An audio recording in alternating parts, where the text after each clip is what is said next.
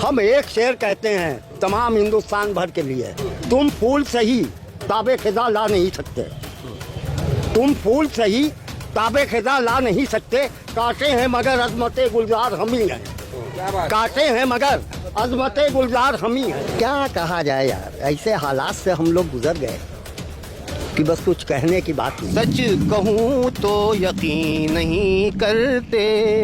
अजीत अंजुम साहब देखिएगा, सच कहूँ तो यकीन नहीं करते, झूठ बोलूं तो एतबार आए। कहना तो बहुत कुछ है मगर कह नहीं सकते, घर चलिए सरे राह गुजर कह नहीं सकते। कहना तो बहुत कुछ है तो कुछ कह डालिए। हिंदू मुस्लिम तहजीब को खत्म नहीं कर सकते ये किसी हाल में भी।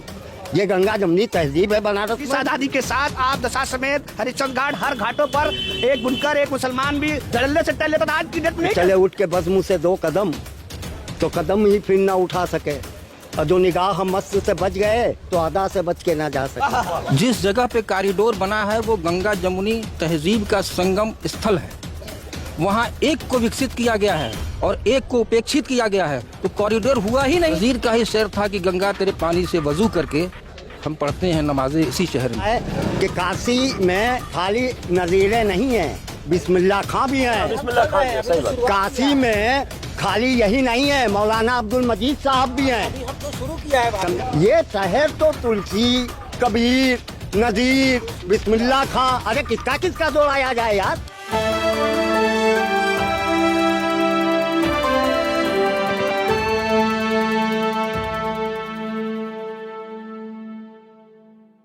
नमस्कार दोस्तों, मैं इस वक्त हूं काशी में, महादेव की नगरी में। वही काशी जहां विश्वनाथ कॉरिडोर बना, वही काशी जहां से प्रधानमंत्री नरेंद्र मोदी 2 बार लोकसभा का चुनाव जीते, वही काशी जिसका सदियों पुराना इतिहास है, जिसमें गंगा जमुनी तहजीब है, जिसमें हिंदू मुसलमान सभी धर्मों के लोगों के मिलजुल कर रहने का सदियों पुराना रिवाज और सिलसिला है। लेकिन उस काशी में कुछ बदला है क्या? काशी के लोग किस तरह से सोचते हैं? अगर प्रधानमंत्री मोदी की रैलियों के बरक्स देखें तो तमाम तस्वीरें चैनलों पर दिखेगी, लेकिन उसी काशी में 5 लाख 6 लाख या उससे ज्यादा मुसलमान भी रहते हैं, और मुसलमान भी इस देश के नागरिक वैसे ही हैं जैसे कोई हिंदू है, कोई सिख है, कोई ईसाई है। इस देश का संविधान मुसलमानों को भी उसी तरह से एक नागरिक मानता है जैसे किसी और धर्म का हो, जैसे योगी हैं और मोदी हैं। तो मैं आज एक ऐसी बस्ती में हूं जो दरअसल मुसलमानों की बस्ती है, ज्यादातर इसमें मुस्लिम है। आज जुमे का दिन भी था, तो मैं सोचता था कि जरा काशी के मुस्लिम मोहल्ले में जाऊं। मदनपुरा इलाके में गया और कई इलाके में गया, घूमता, मुस्लिम मन को टटोलता कि मुसलमानों के मन में क्या चल रहा है। चुनाव का मौसम है, बहुत तरह की बयानबाजियां हैं, प्रधानमंत्री मोदी की काशी में रैलियां हैं, और कल भी प्रधानमंत्री मोदी काशी में थे। सबका साथ, सबका विकास, सबका विश्वास का नारा देते हैं। सबका विश्वास तो कह सकते हैं, वहाँ योजनाओं की बात है, लेकिन क्या सबका साथ और सबका विश्वास भी वैसे ही है? और इन सब के बीच हरिद्वार में हुआ धर्म संसद है, उसके कुछ वीडियो हैं। उस वीडियो में कुछ भगवाधारी जो खुद को हिंदुत्व के पुरोधा मानते हैं, उनके बयान हैं। उन बयानों में बहुत तरह की चिंताएं हैं, चेतावनी है, धमकियां हैं, और वो धमकियां सीधे सीधे भारत के संविधान के खिलाफ है, भारत की आत्मा पर चोट है। उस मुल्क की उस जमीन से जहां तमाम धर्मों के लोग निकले, जिनकी भूमिका इस मुल्क को आजाद कराने से लेकर सदियों पुराने इतिहास में दर्ज है, दफन है, उस इतिहास पर भी चोट है। अगर ऐसे भगवाधारी किसी धर्म संसद में अनाप शनाप बयान देते हैं, मरने मारने की अपीलें करते हैं, तो इन सब परिदृश्य में जब 2 महीने बाद चुनाव होना है, तो यह समझना जरूरी है कि मुस्लिम समाज कैसे सोचता है, जो इस देश का वैसे ही नागरिक है, वैसे ही हिस्सा है जैसे मैं हूं, आप हैं या कोई और है, या वो 130 करोड़ लोग हैं जिसका जिक्र प्रधानमंत्री मोदी अपनी रैलियों में करते हैं, भाषणों में करते हैं, लाल किले से करते हैं और संसद में करते हैं, उसी 130 करोड़ लोगों में 20, 22, 25 करोड़ मुसलमान भी हैं। क्या वो भी उस तरह से उसी में शामिल हैं? सबका विश्वास में वो भी हैं या उनके कुछ सवाल हैं? तो उन्हीं सवालों को टटोलने के लिए एक गली में आया। पहले एक वकील साहब मिले, महफूज साहब, फिर इनसे मैंने आग्रह किया कि कुछ लोगों से मैं बात करना चाहता हूँ। तो फिर यहाँ एक ठीहा दिखा, 2 बेंच दिखी, 4-5 लोग जुटे, फिर 6 लोग जुटे, फिर 7-8 लोग जुटे, और फिर जब मैं अभी रिकॉर्डिंग करने लगा तब तक देख रहा हूँ 25-30 लोग जुट गए। तो सिर्फ एक अनौपचारिक बातचीत करेंगे समझने के लिए कि कुछ सवाल हमारे आपके मन में हैं, तो इनके मन में क्या सवाल है। तो पहले आप जरा परिचय कराइए महफूज साहब। अब्दुल अजीम साहब है। आप का घराना काफ़ी बनारस के अंदर शायरों के कर रहा है। आप राज साहब हैं, बनारस में पत्रकार रहे हैं। अब हाजी आलम बनारसी साहब हैं, आप भी शायर हैं, और आपके वालिद साहब भी शायर थे, नेता भी थे आपके वालिद साहब। और अब्दुल वहीद साहब हैं, ये नागरिक सुरक्षा के 40 सालों से यहाँ काम कर रहे हैं और काफ़ी अच्छे सोशल वर्कर हैं। और तमाम ये बुनकरी के काम करने वाले तमाम लोग हैं सभी आसपास। तो शुरुआत में इनसे करता हूँ जो मेरे बगल में बैठे हैं, शायर भी हैं। तो आप ही से शुरू करता हूँ। आपने बनारस को, कितनी उम्र है आपकी? 76 साल। 76 साल। तो 60-65 साल तो होश संभालने के, यादों के हुए। तो आप इस काशी को, इस बनारस को 60 साल से, होश के साथ 60 साल बोल रहा हूँ, देखते रहे। आज क्या महसूस करते हैं इस बनारस में? कल जो महसूस हम करते थे वही आज भी करते हैं। हिंदू मुस्लिम तहजीब को ख़त्म नहीं कर सकते ये किसी हाल में भी। ये गंगा जमनी तहजीब है बनारस में। हम लोग एक थाली में हमेशा खाया है, पिया है। इसको ये लाख चाहे कि ख़त्म कर दें, वो ख़त्म नहीं हो सकती। और बल्कि बनारस में नहीं, ये दावा है कि हिंदुस्तान भर में नहीं ख़त्म कर सकते। कोई शेर जो आप इस तहजीब पर, इस संस्कृति पर, इस बनारसीपन पर जो आप कहना चाहें? अब इस पर हमारे भाई साहब हैं, यही शेर कहेंगे, क्या समझो। हो जाओ आसनाए हकीकत खुदा करे, तुमको भी हो किसी से मोहब्बत खुदा करे। वाह वाह वाह वाह, क्या कहना। हो जाओ आसनाए हकीकत खुदा करे, तुमको भी हो किसी से मोहब्बत खुदा करे। बस आगे बढ़ा, आगे बढ़े बस। हाँ, चलिए अब आपसे भी जरा सुनते हैं, इस बहाने आपके मन की बात भी आए। भूमिका मैंने लंबी चौड़ी पहले बता दी। ये तो बिल्कुल सही बात है कि ये गंगा जमुनी तहजीब का शहर है तो है।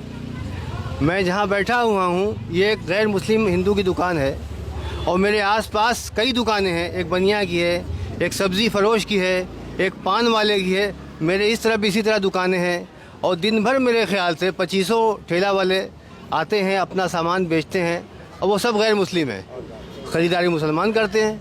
तो इस तरह की बातें जो फैलाई जाती हैं कि मुसलमान हिंदू से ना ख़रीदें या हिंदू मुसलमान से ना ख़रीदें, तो मेरे समझ से ये अच्छी बात नहीं है, ये अच्छी बात नहीं है। और मैं क्या कहूँ, मैं शायर आदमी हूँ। अगर कुछ अशार कोई पेश करने के लिए कहे तो मैं गज़ल पेश कर सकता हूँ किसी मौजू पर, और जो शायद के मैच भी करेगा इससे। बिल्कुल बिल्कुल, मतलब पेश करता हूँ। थोड़ा माइक को पास में रखिए। जिससे हर बाग पर निखार आए, जिससे हर बाग पर निखार आए, मुंतज़िर हूँ कि वो बहार आए। जिससे हर बाग पर निखार आए, मुंतज़िर हूँ कि वो बहार आए। और ये भी शेर देखिए, बेकरारी सी बेकरारी है। काश कहते कि ये बेकरारी आप महसूस कर पाएँ। बेकरारी सी बेकरारी है, तुम चले आओ तो करार आए, तुम चले आओ तो करार आए। और ये विषय समाप्त फरमाएं। रोज के मसले से जान छुटी, रोज के मसले से जान छुटी, एक दिल था सो वो भी हाराए। सच कहूँ तो यकीन नहीं करते। अजीत संजीव साहब देखिएगा। सच कहूँ तो यकीन नहीं करते, झूठ बोलूं तो एतबार आए, झूठ बोलूं तो एतबार। और आखिरी शेर है, उसने तिरछी निगाह से देखा, उसने तिरछी निगाह से देखा,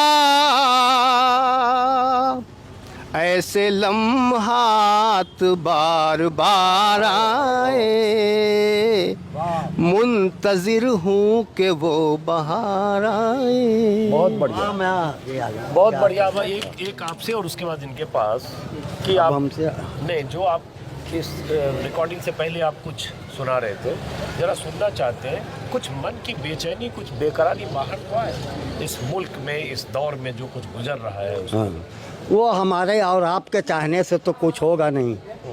ये चैन और ये मुसीबत जो कुछ है, हम समझते हैं कि सब अल्लाह के जानिब से है। क्या ये मुसीबत देंगे और ये क्या बाहर लाएंगे? जो कुछ होना होना है सब अल्लाह के अख्तियार है, हमारे आपके बस के बाहर बात।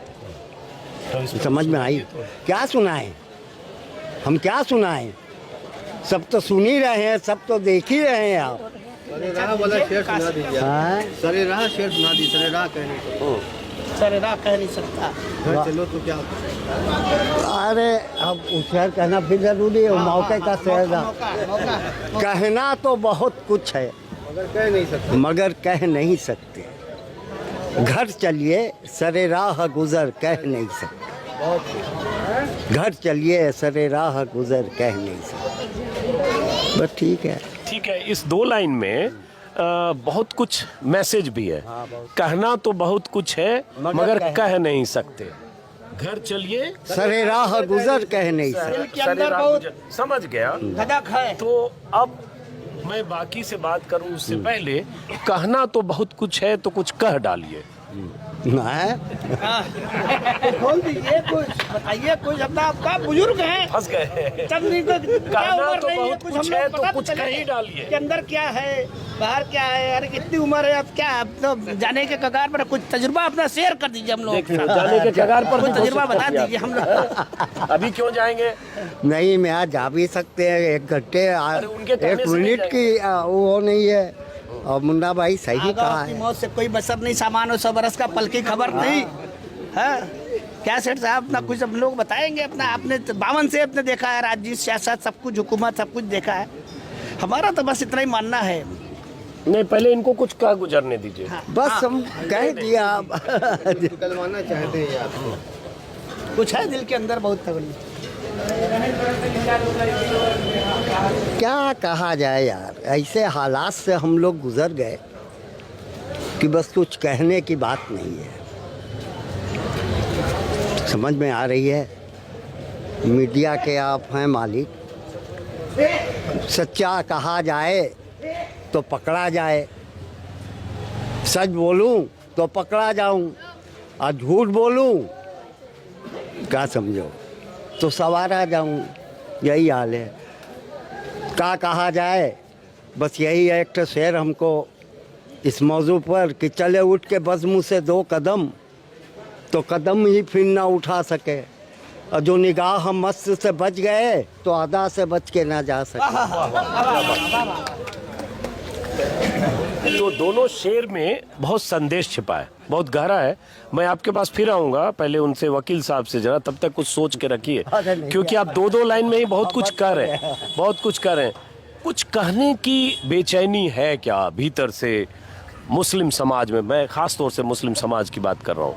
मुस्लिम समाज तो बेचैन है। हाथ में लीजिए माइक आप। मुस्लिम समाज पूरी तरीके से बेचैन है। वो अपने रोजी रोजगार को लेकर, अपने तालीमी शिक्षा दीक्षा को लेकर के और अपनी सुरक्षा व्यवस्था और जो उसको डेमोक्रेटिक राइट्स है, जो लोकतांत्रिक अधिकार हैं, जो उसके धार्मिक अधिकार हैं, या उस सब चीज़ पर जिस तरीके की ओछा काम हो रहा है या राजनीति हो रही है, इसको लेकर चिंतित है। जो बताएंगे हुकूमत तो आती जाती रहती है, ये लोकतंत्र है, ये पूरा हिस्टोरिकल रहा है। तमाम लोग आए हैं, पूरी तारीख पूरी दुनिया की किसी भी कंट्री की तमाम हुकूमतों ने हक कुछ मनमाना किया है। शाहजहां ने क्या औरंगजेब ने शाहजहां को कैद, अपने बाप को नहीं कैद किया था क्या?